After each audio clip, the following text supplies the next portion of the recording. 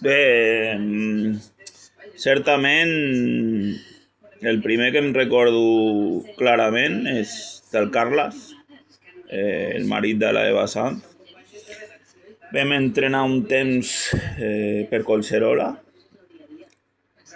camp, i va estar molt bé, fins que va creure que jo tenia que fer una prova tècnica i ell em va recomanar que entrenés amb un entrenador especialitzat. Vaig entrenar també amb el Manolo, el coordinador del Nou Barris, i semblant, també fons llarg, en els dos casos sense sèries. Per a algunes persones és efectiu, amb el Carles sí que va ser-ho més o menys, amb ell no, tot i que psicològicament em va ajudar molt el Manolo. Vaig entrenar al Granollers, tots aquests van ser-hi sense grup, a Granollers també, però a Granollers, així com vaig fer ruta curta, vaig fer 60 metres i vaig fer llançaments, vaig fer un club iniciador, jo crec que el millor club de Catalunya, el Granollers. Si es té que començar per algun club, jo recomano el Granollers i després el Nou Barris. I vaig recalar amb l'Adolf. Vaig pensar que era una persona que em podia ajudar en dues etapes de la meva vida i és un bon amic meu de la vida. Una persona que puc confiar en ell i ell en mi. Som bons amics.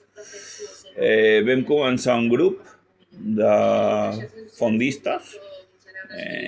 A mi em deien que jo no era un atleta popular, que no era un fondista, que era més de velocitat. I ella em va recolzar amb els meus estudis de grau superior d'esport i vam entrenar a la vegada que jo feia aquests estudis. I va ser un bon recolzament perquè jo aprovés. Puc dir que em va entrenar com un millero. Em va entrenar com un tio de 1.500 o 3.000 i jo no tenia aquestes qualitats. O sigui, jo necessitava fer coses per sota, per a baix, per tenir velocitat. I, per exemple, vaig fer 2.53 en el 800 i aquesta és una marca que sense haver fet velocitat, perquè no entràvem a la pista, ell va entrar una vegada amb mi perquè ell té el títol d'entrenador espanyol nacional i tots els entrenadors nacionals espanyols poden entrar en totes les pistes de tota Espanya de forma gratuïta. I a toro pasado, després de recollir la fruta madura, s'ha de dir que 2.53 tampoc està malament, perquè jo tenia un bon cos, però no havia fet res de sèries de velocitat, així que estic content. I una segona vegada en la meva vida també vaig entrenar amb ell i vam fer el 200 i com deia abans, vaig entrenar amb un entrenador de llançaments i va ser per en Adolf que em va recomanar aquest home. I també vaig fer el 200 al Campionat del Món de Veterans i els llançaments al Campionat d'Europa de Veterans.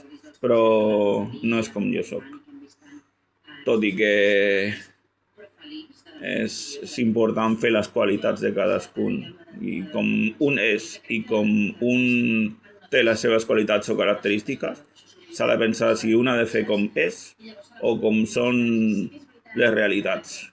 S'ha de valorar les dues coses i posar-les sobre la taula, sobre la mesa.